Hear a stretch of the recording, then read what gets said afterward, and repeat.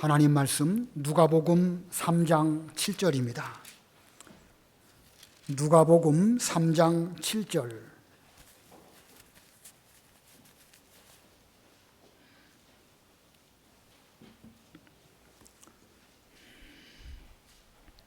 누가복음 3장 7절. 요한이 세례받으러 나오는 무리에게 이르되 독사의 자식들아 누가 너희에게 일러 장차 올 진노를 피하라 하더냐. 그러므로 회개에 합당한 열매를 맺고 속으로 아브라함이 우리 조상이라 말하지 말라. 내가 너희에게 이르노니 하나님이 능히 이 돌들로도 아브라함의 자손이 되게 하시리라. 이미 도끼가 나무 뿌리에 놓였으니 좋은 열매 맺지 아니하는 나무마다 찍혀 불에 던져지리라.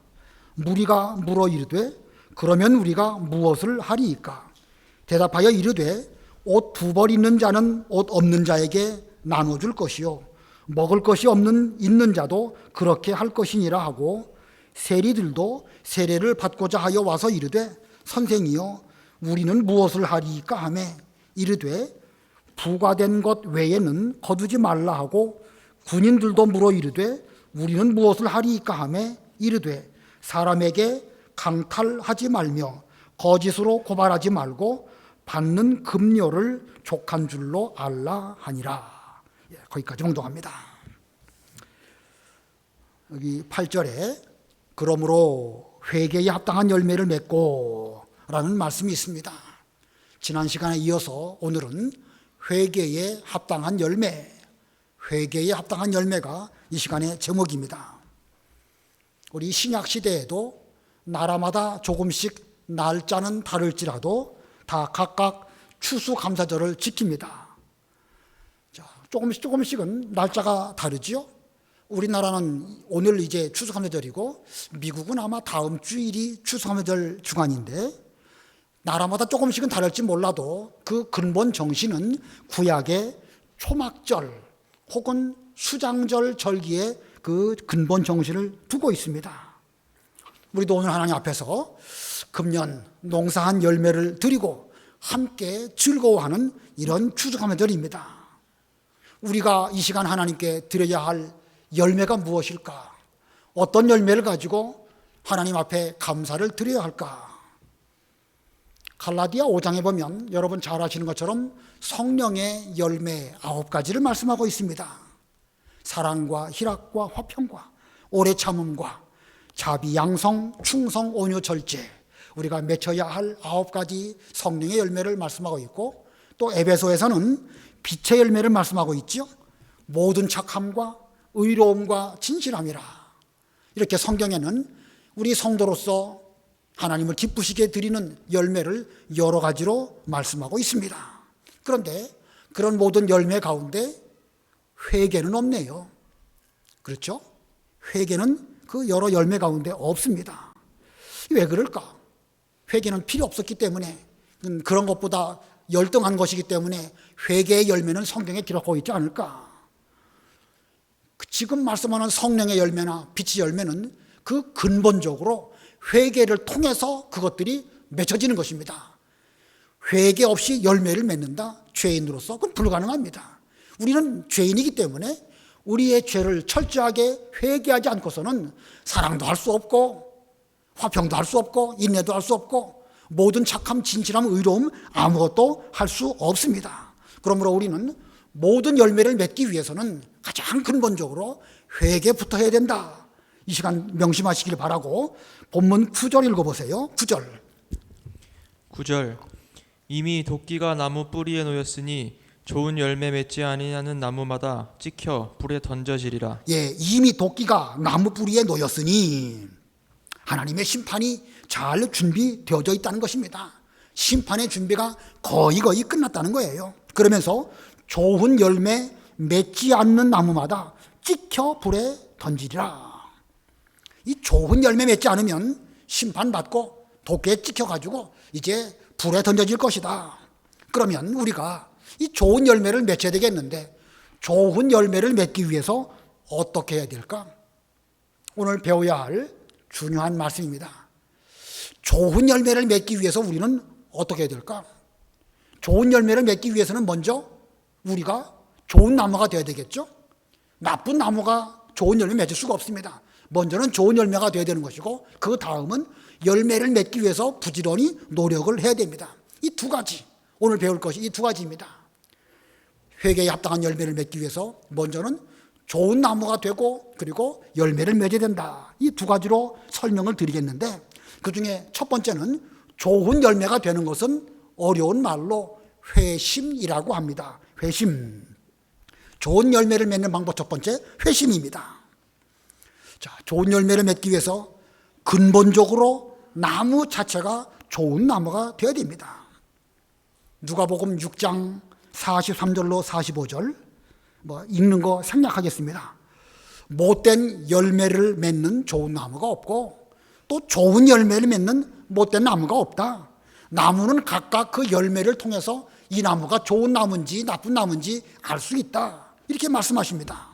자, 좋은 나무가 있고 나쁜 나무가 있고, 좋은 나무에서는 좋은 열매를 맺고 나쁜 나무에서는 나쁜 열매를 맺게 되는 것입니다. 그러면 이 본문 문맥 가운데에서 좋은 나무는 뭐고 나쁜 나무는 뭘까? 나쁜 나무는요, 우리가 지난 시간에 배운 것처럼 독사의 자식입니다. 독사의 자식은 나쁜 나무에 해당됩니다. 그러면 좋은 나무는 뭐겠죠? 아브라함의 자손입니다. 아브라함의 자손. 자, 독사의 자식이 세례받았다라고 해가지고 독사의 자식이 아브라함의 자손이 돼가지고 좋은 열매 맺을 수 있을까? 그건 불가능한 것입니다. 어떻게 해야 독사의 자식이 아브라함의 자손이 될 수 있을까? 어떻게 해야 되겠죠? 예, 지금 우리 제목이 뭡니까? 첫 번째 소지가 뭐예요? 회심입니다. 회심. 회심해야 독사의 자식 된 우리가 아브라함의 자손이 되는 것입니다. 이 세상에는 두 종류의 사람으로 나눌 수 있습니다. 하나는 독사의 자식이고 또 하나는 아브라함의 자손입니다. 그런데 이미 도끼가 나무 뿌리에 놓여서 심판이 준비되어 있는데, 좋은 열매를 맺으면 상급도 받고 하나님께 영광을 돌리게 되겠지만, 그렇지 못한다고 하면 이제 곧 도끼에 찍혀가지고 불에 던져집니다. 독사의 자식이 아브라함의 자손이 되지 않으면 불에 던져질 수밖에 없습니다. 어떻게 해야 독사의 자식이 아브라함의 자손이 될 수 있을까? 회심입니다. 그러면 회심이라는 단어가 무슨 뜻일까? 회심이라는 단어는요, 예수님을 처음 믿고 회개하는 것, 그것을 회심이라고 합니다. 예수님을 처음 믿고 회개하는 것. 자, 세례도 되는 것도 아니고 또 혈통적으로 아브라함의 자손이라고 해서 좋은 나무가 되는 거 아닙니다. 예수님을 믿고 그리고 회개하지 않으면 절대로 독사의 자식이 아브라함의 자손이 되는 법이 없습니다. 자, 이 처음 믿고 회개하는 것, 이것을 어려운 단어로 회심이라고 하는 것입니다. 자, 회심한 사람, 그 사람은 이제 아브라함의 자손이 되었습니다. 그런데 이 회심이라는 것은요, 일생일대에 딱 한 번만 합니다. 딱 한 번만 하는 것이 회심입니다. 예수 믿고 구원받았는데 얼마 있다 보니까 다시 옛날로 돌아갔다. 다시 한번 회심하고 또 다시 또 죄 지으면 다시 또 회심하고, 그렇지 않습니다. 회심이라는 것은 일생일대에 딱 한 번만 하는 것이 회심입니다. 그래서 이 회심을 다른 말로는 거듭난다, 중생한다, 구원받는다, 하나님의 아들이 되었다, 이런 말로 동의어로 말할 수 있습니다. 그 8절에서 하나님이 능히 이 돌들로도 아브라함의 자손이 되게 하시리라 라고 말씀하신 것처럼, 이 회심은 하나님이 능히, 하나님의 능력으로 말미암아 되어지는 것입니다. 여러분들은 예수님을 구주로 믿으십니까? 만일 그렇다고 하면 여러분은 이미 회심하신 분이고 구원받으셨고 충성하셨고 더 이상 독사의 자식이 아닙니다. 이미 아브라함의 자손이 되신 것입니다. 이미 우리가 이 아브라함의 자손, 좋은 나무가 된 이상 이제 열매를 맺어야 됩니다. 나무 중에 열매 맺지 않는 나무 보셨나요? 나무 가운데 꽃 안 피는 나무 있나요? 식물 가운데 꽃 안 피는 식물 있나요? 우리가 잘 몰라서 그렇지 모든 식물은 종족 번식을 위해서 반드시 꽃이 피게 돼 있고, 꽃이 피는 그런 나무마다 또 열매를 맺게 되어져 있습니다. 우리 모두가 다 아브라함의 자손일진데 우리는 열매를 맺고 있고 금년도 어느 정도 맺었습니다. 다만 이 추수감사절날 우리가 주님께 하나님께 뭔가 열매를 내놓아 드려야 되겠는데 이거 뭐 열매 맺은 것이 현찮거든요. 전혀 열매가 없지는 않을 것입니다. 다 조금씩은 사랑하려고 노력을 했고 인내하려고 노력을 했고 의를 행하려고 노력한 것이 다 있습니다. 없지 않습니다. 그러나 주님 앞에서 내놓을 만한 것이 지금 없습니다. 왜 그렇겠죠? 왜 우리가 열매를 제대로 맺지 못하고 시원치 못한 이런 가운데 있을까? 뭐가 없기 때문에 그렇습니까? 회심이 없기 때문에 그렇습니까? 회개가 없기 때문에 그렇습니까? 예, 회개가 없기 때문에 그렇습니다. 예, 우리가 이미 다 좋은 나무가 됐어요. 예수님을 믿는 그 순간, 회심하는 그 순간 여러분은 다 좋은 나무입니다. 그런데 좋은 나무가 되었다 할지라도 그 뒤로 계속해서 자기 속에 있는 부패성을 찾아서 회개하고 또 찾아서 회개하고 부단히 회개를 하여야 좋은 열매를 맺을 수 있는데 이게 회개가 제대로 되지 못하고 시원치 못하니까 하나님께 드릴 만한 좋은 열매가 없습니다. 우리가 아무리 회심해서 우리의 근본이 나쁜 나무에서 좋은 나무로 바꾸어졌다 할지라도 계속해서 회개하지 않는다고 하면 하나님 기뻐하시는 회개에 합당한 열매를 맺지 못하는 것입니다. 많이 회개하면 많이 회개할수록 좋은 열매를 풍성히 맺게 되는 것입니다. 그래서 말씀을 정리하면 먼저 회심은 예수님을 처음 믿을 때 믿고 회개하는 것, 처음 믿고 그리고 처음 돌이켜 회개하는 것, 이것을 회심이라고 합니다. 그리고 이 회심은 딱 몇 번만 한다고요? 한 번만 하는 것이고 이 회심은 누구의 힘으로 되는 것입니까? 하나님이 능히 이 돌들로도, 우리가 다 돌멩이보다 못한 그런 존재였지만 하나님의 능력이 우리에게 임하심으로 인하여 우리가 돌멩이보다 못했던 이런 우리들이었는데 아브라함의 자손이 되었습니다. 우리는 이미 회심한 것입니다. 그 다음에 두 번째로 회개는요, 예수님을 믿은 이후에 계속해서 자기 속에 있는 부패성의 죄를 찾아서 돌이키고 또 찾아서 돌이키는 것이 이게 바로 회개입니다. 그런 면에서 회개는 중복적이고 반복적입니다. 거듭해야 되는 것입니다. 그리고 그 회개는 우리가 해야 할 마땅한 본분입니다.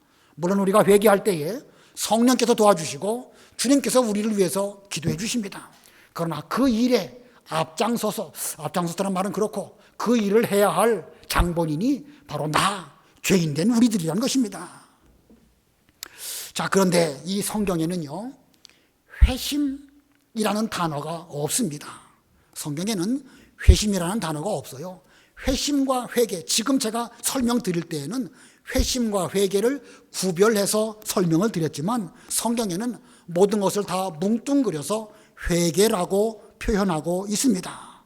그러다 보니까 우리들도 회개와 회심을 구별해서 사용하지 않고 그냥 다 한 가지로 말하기도 합니다. 회개해야 구원받는다. 마치 구원의 조건이 내 회개인 것처럼 그렇게 말하지만 그것은 회심과 회개를 구별하지 않고 있기 때문에 그런 것입니다. 정확하게 말한다고 하면 회심함으로 구원을 받는 것이고 회개함으로 회개에 합당한 열매를 맺게 되는 것입니다. 다시 한번 정확한 개념으로 설명드리면 회심함으로 말미암아 우리는 중생하고 구원받는 것이고 회개함으로 회개의 열매를 많이 맺어서 하나님을 기쁘시게 드리고 우리도 그 기쁨에 참여하게 되는 것입니다. 자, 그래서 회개에 합당한 열매를 맺기 위해서 첫 번째는 회심이라고 하면 두 번째는요, 회개입니다. 회개에 합당한 열매를 맺기 위해서 두 번째는 회개. 자, 회개는 어떻게 해야 될까? 본문 10절 읽어보세요. 10절 무리가 물어 이르되 그러면 우리가 무엇을 하리이까? 예, 무리가 물어 이르되 요한에게 이르되 그러면 우리가 무엇을 하리이까? 여기에 무리는 이 독사의 자식이라고 책망을 받은 바리새인이나 사두개인은 아닙니다. 따라서 이들은 문맥의 의미적으로 볼 때에 아브라함의 자손에 해당됩니다. 이게 이들이 해야 할 일은 회개함으로써 회개에 합당한 열매를 맺는 일입니다. 그래서 그들은 세례 요한에게 우리가 회개를 하려고 하는데 어떻게 해야 구체적으로 회개를 할 수 있을까요? 우리가 무엇을 하리이까 하고 물은 것입니다. 이런 면으로 볼 때 회개는 좀 구체적이라야 할 것입니다.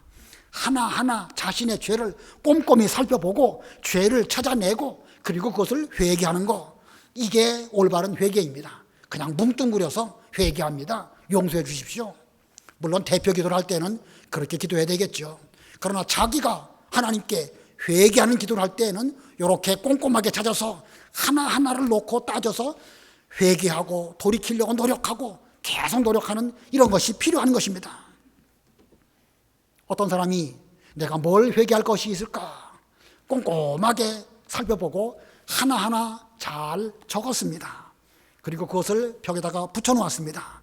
그리고 기도할 때마다 하나님 저대로 회개합니다. 용서해 주십시오.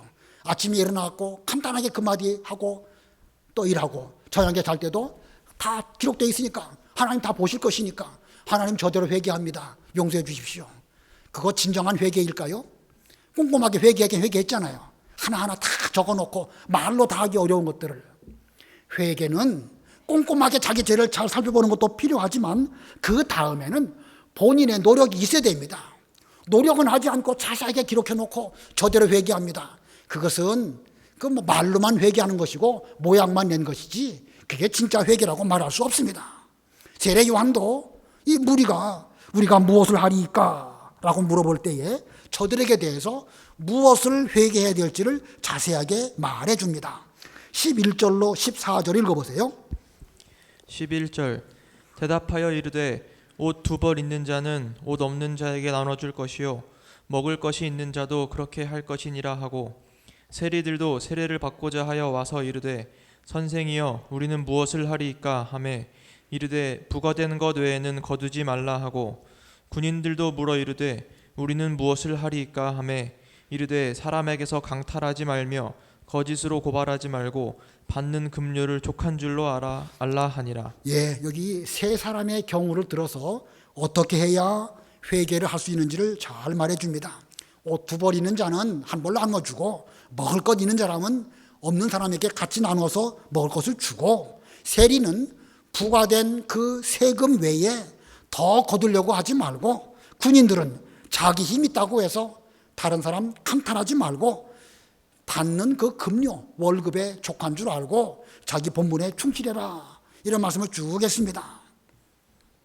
오늘 본문에 세리와 군인들이 등장합니다.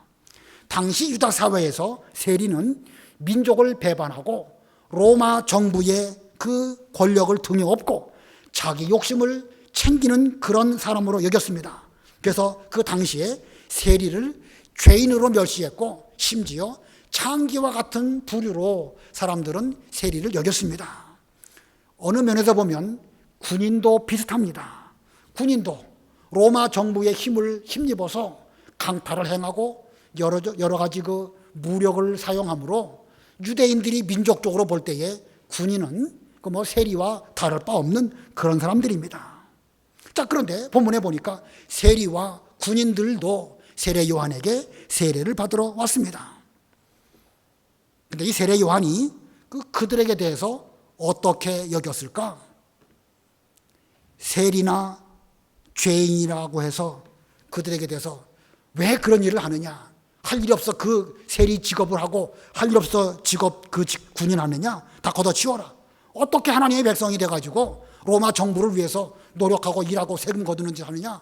하면서 그들을 책망하지 않았습니다.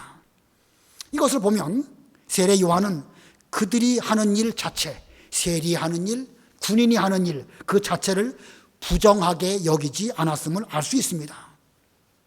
세례 요한만 그런 것이 아니라 예수님께서도 세리와 죄인들의 친구가 되어주시기도 하셨습니다. 오히려 바리새인들이 예수님께서 하시는 그런 모습을 보고 예수님은 세리와 죄인들의 친구다 이렇게 하면서 예수님을 비방하고 세리와 죄인들을 멸시하는 그런 말을 했습니다. 세례 요한은 그러지 않았고 예수님도 그러시지 않으셨습니다. 자, 그래서 여기 11절부터 14절의 그 요한의 그 회개에 관한 말을 잘 살펴보면서 회개의 본질이 무엇인지를 우리가 두 가지로 살펴볼 수가 있습니다. 회개란 게 무엇일까? 첫 번째는요, 사회 제도의 개선이 아닙니다. 회개한다고 해가지고 사회의 잘못된 제도 이거 개선합니다. 뭔가 큰 일을 한 것처럼 보이지만 그게 회개는 아니라는 것입니다. 당시의 사회 제도로 볼 때에 세리가 되고 군인이 되는 거, 이거 유대인들이 보기에는요 아주 이건 못된 것입니다. 바람직하지 않은 것이고 이스라엘 민족을 배반하는 것이고 아브라함과 다윗의 후손된 그들의 입장에서 보았을 때는 이건 민족적 반역자에 해당되는 것입니다. 차라리 어디 가서 빌어먹을지라도 세리는 안 한다, 이런 정신을 갖고 있는 거 민족적으로 뭐 이해는 되고 또 민족적으로 그런 생각하는 거 나쁘지 않습니다. 하지만 예수님도 그리고 요한도 그렇게 하라고 말씀하지 않았습니다. 세리 그만둬라, 군인 그거 하지 말아라, 이렇게 말씀하지 않았습니다. 오늘날 우리도 신앙적 회개를 무슨 사회 제도의 개선에 두는 거 옳지 않습니다. 그러나 사회 제도 개선하는 거 노력하지 말라는 거 아닙니다.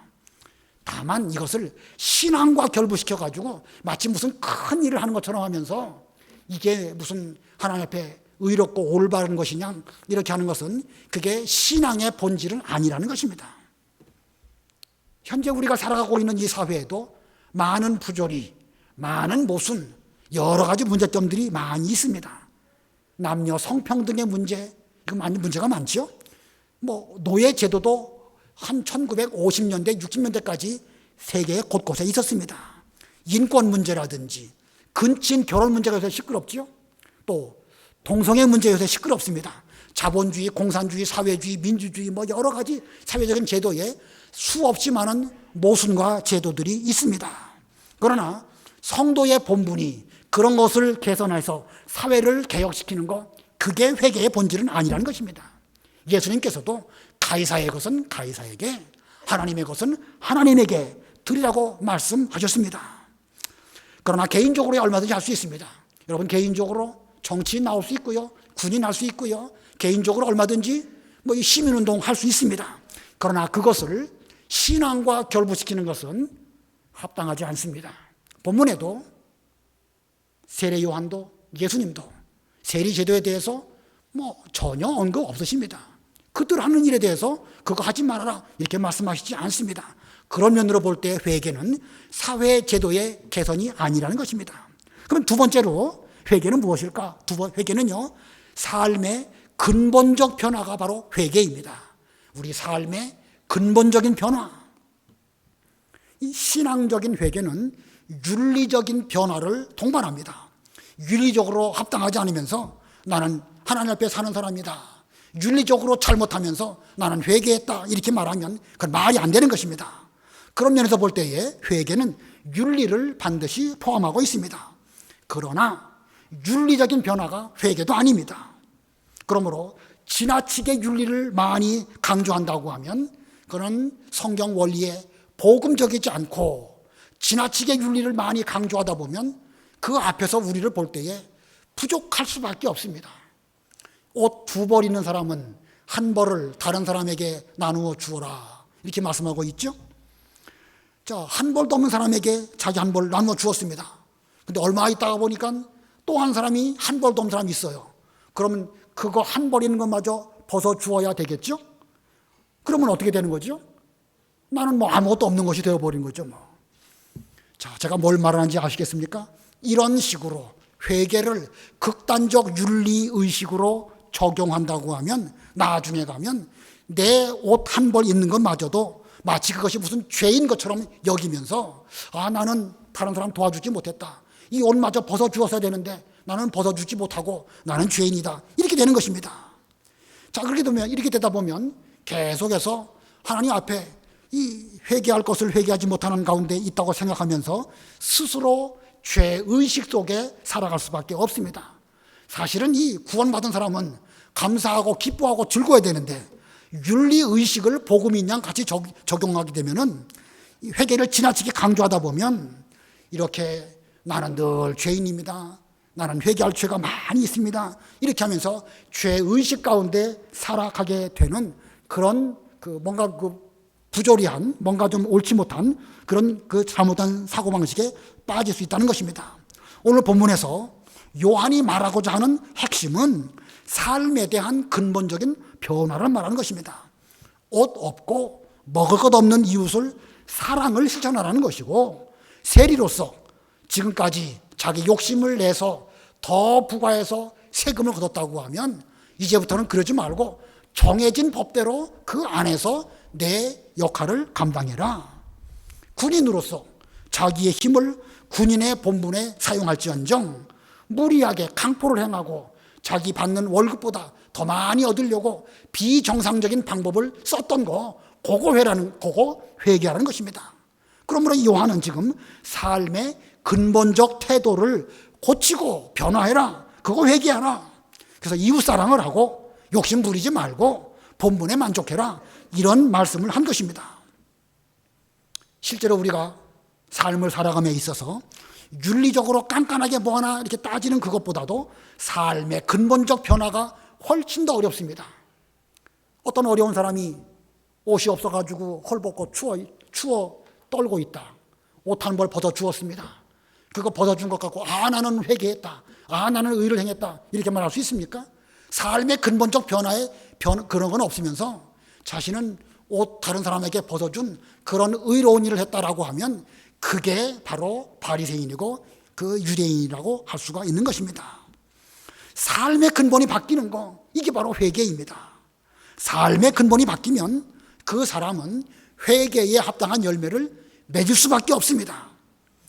회개에 합당한 열매를 맺은 그 사람, 삶의 근본이 바뀐 그 사람은 하나님을 기쁘시게 드릴 수 있는 것이고 자기도 진짜로 그 안에서 기쁘게 되는 것입니다.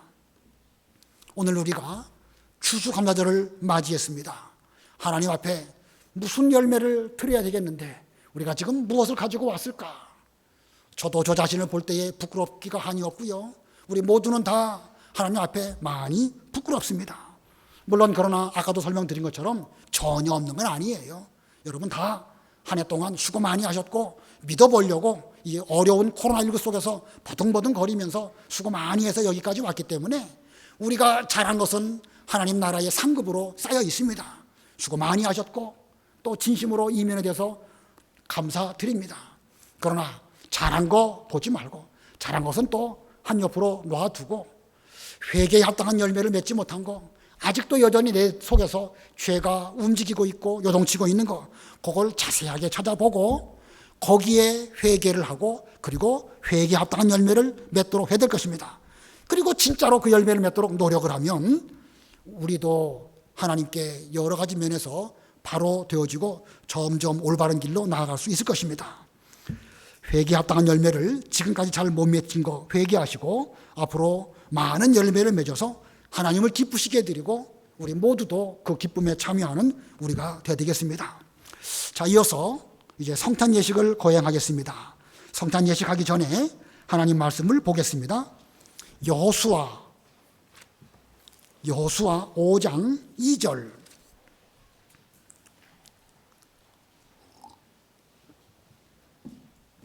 여호수아 5장 2절입니다. 그때 여호와께서 여호수아에게 이르시되 너는 부싯돌로 칼을 만들어 이스라엘 자손들에게 다시 할례를 행하라 하시매 여호수아가 부싯돌로 칼을 만들어 할례산에서 이스라엘 자손들에게 할례를 행하니라. 좀 지나가서 10절 봅니다. 여호수아 5장 10절. 또 이스라엘 자손들이 길갈에 진쳤고 그달 14일 저녁에는 여리고 평지에서 유월절을 지켰으며 유월절 이튿날에 그 땅에 소산물을 먹되 그날에 무교병과 볶은 곡식을 먹었더라. 오늘 본문을 잘 보시면 이스라엘 백성들이 출애굽하고 그 광야길을 지나서 가나안 땅 들어가자마자 첫 번째 할례를 행하고 첫 번째 유월절을 지킨 그런 말씀입니다. 이 가나안 땅 첫 할례와 첫 유월절입니다. 자, 모세는 죽었고 이제 여호수아가 이스라엘 백성들을 이끌고 이제 요단강을 건너갑니다. 언약궤를 메고 제사장들이 앞서가고 모든 이스라엘 백성들이 그 뒤를 얼마만큼의 거리를 두고 따라가므로 요단강을 마른 땅으로 건너가게 됩니다. 그리고 그들이 도착한 가나안 땅 첫 번째 그 성읍이 길갈입니다. 길갈. 이스라엘 백성들이 요단강을 마른 땅으로 건너서 길갈에 도착했다라는 말을 그 가나안 족속들이 다 들었습니다. 자, 이제부터는 본격적으로 가나안 땅 전쟁하는 그 전쟁이 시작됩니다. 그런데 하나님께서 만사를 제쳐놓고 할례 행하라고 말씀하십니다. 지금 적군들이 바로 눈앞에 있는데 하나님께서는 그거 신경 쓰지 말고 할례부터 행해라 이렇게 말씀하십니다. 위험하죠? 어찌 보면 좀 무모하기도 합니다. 할례의 고통 가운데 있을 때에 그 가나안 족속들이 쳐들어온다고 하면 꼼짝없이 당할 수밖에 없는데 하나님은 그거 신경 쓰지 말고 할례를 행하라고 말씀하십니다. 자, 왜 그랬을까요? 또 할례를 행한 이후에는 또 1월 14일을 맞이해서 유월절도 지키게 됩니다. 자, 구약의 중요한 성례가 할례와 유월절입니다. 구약의 중요한 성례 할례와 유월절. 신약 시대의 중요한 성례가 할례는 무엇이 된 것이지요? 할례는 세례가 된 것이고 유월절은 성찬 예식이 된 것입니다. 구약의 할례와 유월절은 신약의 세례와 성찬 예식이 된 것입니다. 비록 가나안 전쟁을 앞두고 있었을지라도 먼저 하나님 앞에 올바로 깨끗한 신앙생활을 하지 않는다고 하면 그 가나안 전쟁 아무리 칼 잘 쓰고 활을 잘 쏜다 할지라도 이길 수 없습니다. 그렇기 때문에 이 가나안 전쟁은 하나님 앞에 내가 먼저 바로 서는 것이기 때문에 하나님께서는 할례를 행해라 그리고 유월절을 지켜라 이렇게 명령하셨고 여호수아를 비롯한 모든 이스라엘 백성들은 그 길갈에서 할례도 행했고 유월절도 지켰습니다. 오늘날 우리는 코로나19라고 하는 아주 무서운 전쟁을 하고 있습니다. 지난번 요한계시록 통해서 검은 말 전쟁, 경제 전쟁 우리가 배웠죠. 무수히 많은 전쟁이 지금 이 땅 위에서 일어나고 있습니다. 이 전쟁에서 우리가 어떻게 해야 이길 수 있을까? 우리가 무슨 칼과 총을 잘 쏘는 것이 이 전쟁에 이기는 것이 아닙니다. 먼저 하나님 앞에서 깨끗하게 죄를 씻는 세례를 행하시고 그리고 예수님으로 말미암아 힘을 얻도록 성찬 예식을 행하여 힘을 내서 이 영적 전쟁을 한다고 하면 예수님께서 흰 말을 타시고 이기고 또 이기신 것처럼 우리도 이길 수 있습니다. 그런데 그건 하지 않고 그냥 열심히 칼 쏘는 연습이나 하고 그런다고 하면 전쟁 이길 수 없습니다. 그런 면에서 지금 어려운 코로나 전쟁 가운데에 우리가 지난 주일날 세례를 거행을 했고 오늘 성찬 예식을 하는 것은 중요한 의미를 가지고 있습니다. 아무쪼록 우리가 힘들고 어려울지라도 성찬 예식을 통하여서 예수님의 살과 그 피에 참여하시고 힘을 내서 이 전쟁에서 주님을 따라 정병이 되어서 이기고 또 이기는 여러분들이 다 되시기를 바랍니다.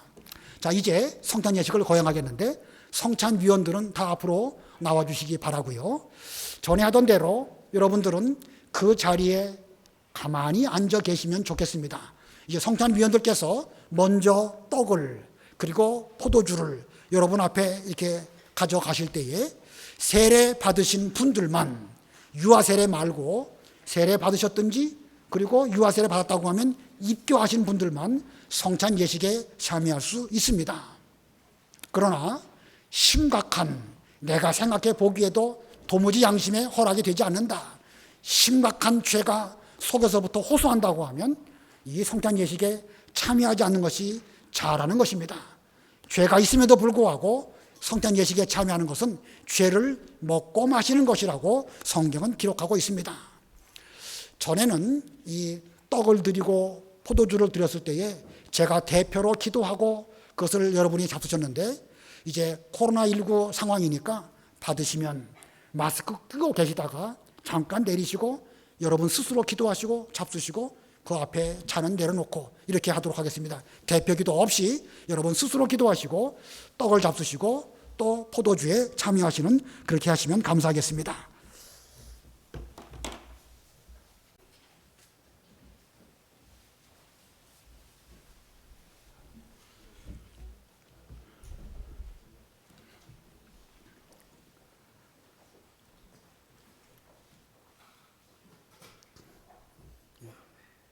김 목사님 찬 받으셨나요? 예, 참여하세요. 예, 받으세요.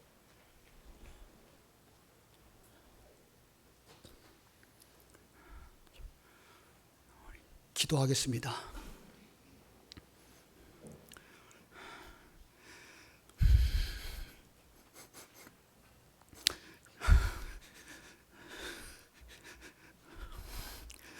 거룩하신 하나님 아버지, 독사의 자식과 같은 저희들을 우리 주님께서 창세전에 예수님 안에서 택하여 주시고 예수 믿어 구원받아 아브라함의 자손 되게 주신 은혜를 진심으로 감사합니다. 저희들을 끝까지 버려두지 아니하시고 회개에 합당한 열매를 맺도록 하시려고 저희들에게 풍성한 은혜를 베풀어 주시고 이른 비와 늦은 비를 베풀어 주시며 또한 여러 가지 바람과 풍랑, 비, 힘든 일들을 또한 겪게 하시는 가운데 금년에도 저희들이 부족하지만 하나님 앞에 추수감사절 예배를 드리게 해주신 거 진심으로 감사합니다. 하나님, 우리가 스스로 보기에 힘이 곤고하고 부족하지만 그래도 하나님께서 저희들을 사랑하셔서 이만큼 열매를 맺어서 추수감사절을 지키게 해주셨사오니 하나님의 은혜로 이 모든 일들이 이루어졌습니다. 하나님 아버지, 앞으로 저희들이 철저하게 더 회개함으로 회개에 합당한 열매를 더 많이 맺혀서 주님을 기쁘시게 해드리고 저희들도 그 은혜와 기쁨에 참여할 수 있는 주님의 모든 백성들이 되도록 은혜를 베풀어 주시옵소서. 하나님, 이 나라를 불쌍히 여겨 주시옵시고 금년 한 해 동안 다 각각 자기의 위치에서 자기 본분을 잘 지킴으로 그래도 여기까지 건강하게 오게 해주신 거 감사합니다. 모든 백성들이 다 자기 수고를 잘했고 군인들, 경찰들, 또 소방관들, 학생들, 우리의 자녀들 다 각각의 위치에서 수고하는 가운데 우리의 부모님들이 저희들을 위해서 하나님께 기도해 주심으로 우리의 하나님께서 저희들에게 풍성한 은혜를 베풀어 주셨습니다. 부족하고 힘들고 어려운 것만 보지 않게 주시옵시고 살아계신 하나님이 우리 위해서 저희들을 지켜보시며 넘치는 은혜를 베풀어 주신 것을 기억하면서 앞으로도 믿음의 길을 끝까지 잘 걸어가는 우리 대한민국 모든 백성들 되게 해주시옵시고 특별히 이 시대에 대하여 빛과 소금의 사명을 잘 감당하는 하나님의 모든 백성들이 되게 해 주시옵소서. 이 코로나19 때문에 몹시 힘들고 어려운 가정들이 많이 있습니다. 우리 하나님께서 자비와 긍휼을 베풀어 주시옵시고 이 모든 일들이 다 지나가게 되었을 때에 하나님의 은혜로 이 모든 일들을 잘 감당했다라고 하면서 하나님께는 영광을, 또 우리 모두는 함께 기쁨을 나누는 그런 분들이 되게 해 주시옵소서. 우리 교회에 연세 많으신 분들 건강하도록 붙들어 주시옵시고 이제 12월 초 수능이 또한 앞두고 있사오니 우리 자녀들에게도 지혜를 주시고 마지막 순간까지 최선을 다함으로 좋은 열매를 거두게 하여 주시옵소서. 귀한 추수감사절 허락해 주신 거 감사하오며 예수님의 이름으로 기도드리옵나이다. 아멘.